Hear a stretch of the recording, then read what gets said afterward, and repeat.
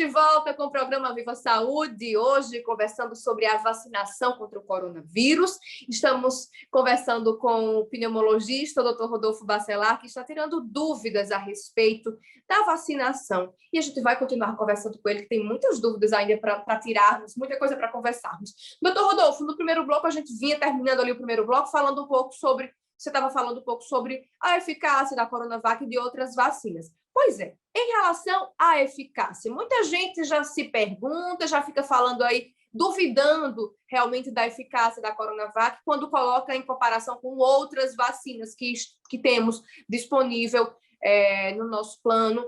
Inclusive, chegam até a querer selecionar, não vou naquele posto que está dando Coronavac, vou esperar, vou para aquele outro, se dando ao luxo de fazer isso.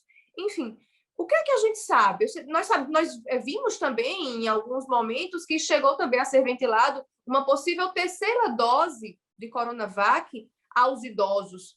Enfim, o que é que a gente sabe sobre a eficácia da Coronavac? Podemos confiar na Coronavac? Mirna, é uma dúvida que surge bastante. A gente passa por essa situação de pessoas que escolhem a vacina. A gente está no momento em que poucas a gente tem e as pessoas ainda escolhem. É difícil. As vacinas, como a vacina, a Coronavac, as vacinas de vírus inativado, já era sabido que elas seriam vacinas que teriam uma eficácia menor do que as vacinas de RNA mensageiro, como a da Pfizer, e as vacinas de vetor viral, como a da AstraZeneca, mas ainda assim elas são eficazes. Então, você tem eficácia documentada dessas vacinas. A gente tem trabalhos que mostram isso, a gente tem dados que mostram que essas vacinas já reduzem a mortalidade. A gente vê na prática a inversão da faixa etária das pessoas acometidas. Dificilmente a gente tem um paciente idoso internado com Covid grave. Dificilmente a gente tem um profissional de saúde hoje internado nesse contexto. O que se questiona muito em termos de eficácia da Coronavac é que existem pessoas que ainda adoecem. E isso vem de uma falsa percepção ou de um falso entendimento do que realmente é a eficácia das vacinas. De novo, vacina é eficaz em prevenir doença grave.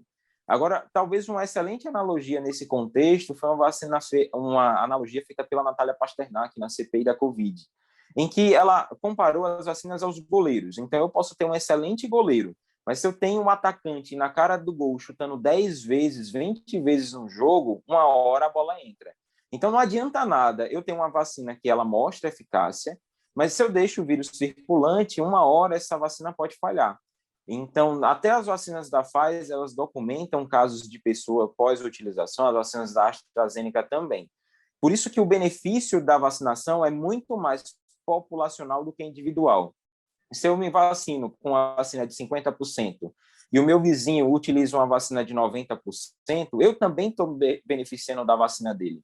Então, nesse contexto, a gente tem que trazer para a população a ideia de que, independente da vacina que seja, se seja AstraZeneca, Pfizer, se seja a Coronavac, o importante é tomar a vacina que tiver no posto. Porque quanto mais gente imunizada, também a eficácia individual das vacinas vai surgir, ou vai aumentar, que é o que, por exemplo, experimenta o Chile. Você tem eficácias documentadas no Chile de Coronavac com acima de 80%, muito próximo do que a gente tem com a Pfizer. Você tem no Uruguai também populações com eficácia de mais de 80%, 90% com Coronavac, porque você conseguiu bloquear a circulação do vírus com a grande população imunizada. Ainda assim, existem casos, principalmente no Chile, isso é um grande questionamento. Casos, aumento do número de mortes, porque eles, apesar de documentarem pequenas populações de cidades específicas, você ainda não tem 75% da população imunizada, e foi o que documentou um estudo feito na cidade de São Paulo. Na cidade, na verdade, do estado de São Paulo, a cidade de Serrana.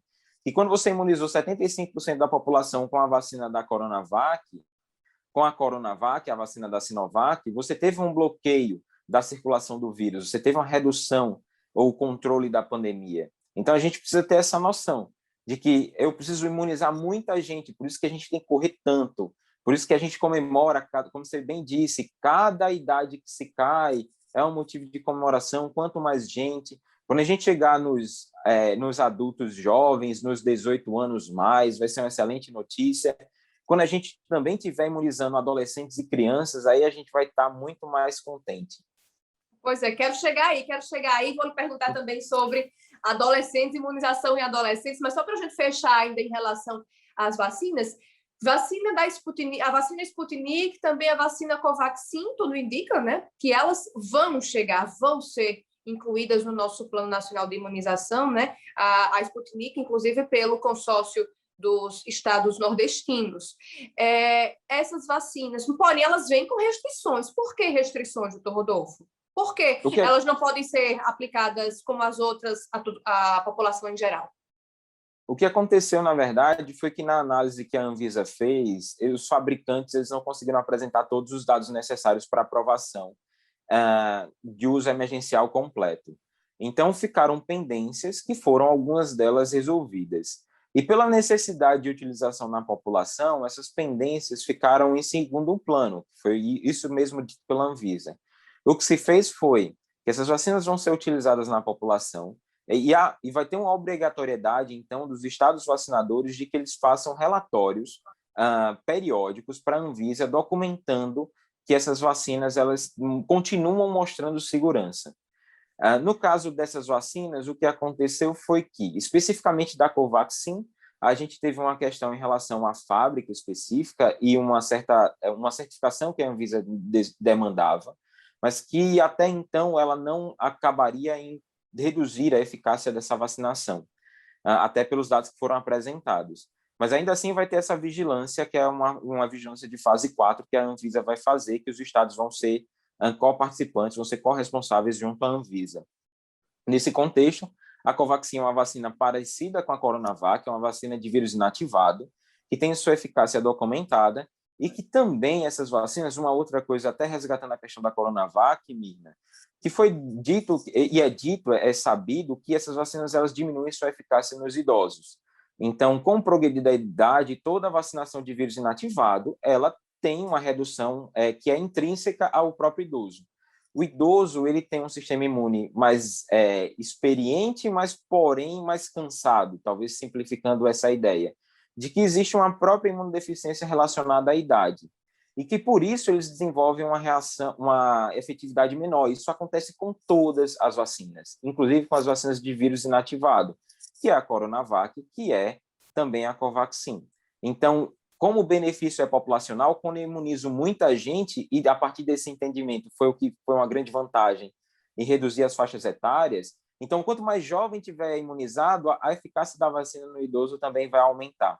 A Covaxin vai acontecer da mesma maneira, ela tem uma eficácia próxima da Coronavac, e a outra vacina é a Sputnik V, que também teve uma questão em relação ao local de fabricação.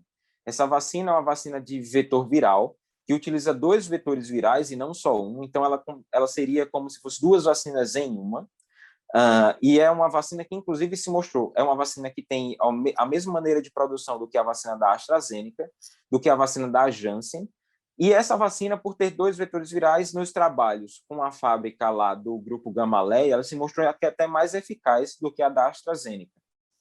Teve essa vantagem.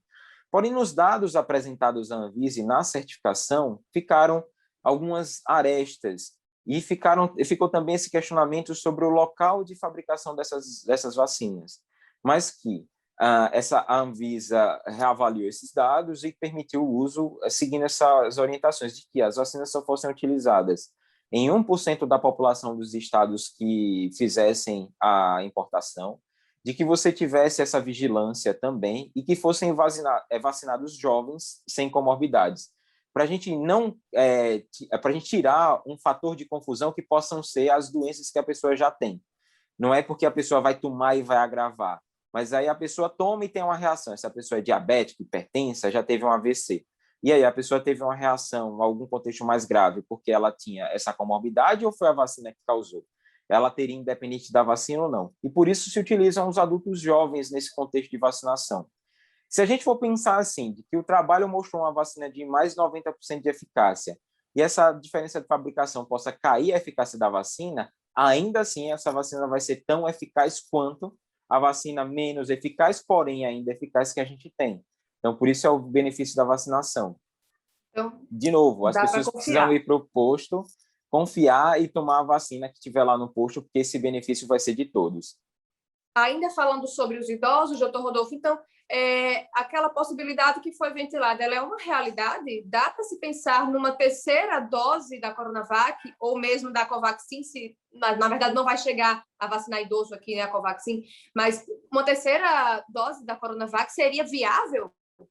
E existe essa possibilidade, sim, Mirna, de futuramente, depois de você ter uma proporção uma porcentagem da população adequadamente imunizada, a ponto de já ter barrado a circulação do vírus, de que os idosos sejam reconvocados e tomem outras vacinas, certo? Outras vacinas como, por exemplo, a da AstraZeneca ou a da Pfizer.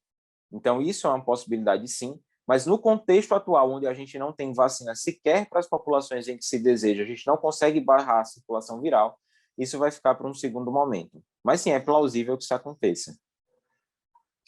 Pois é, doutor Rodolfo, você falou um pouco antes em relação à faixa etária ainda, que espera que a vacinação chegue, inclusive, a adolescentes.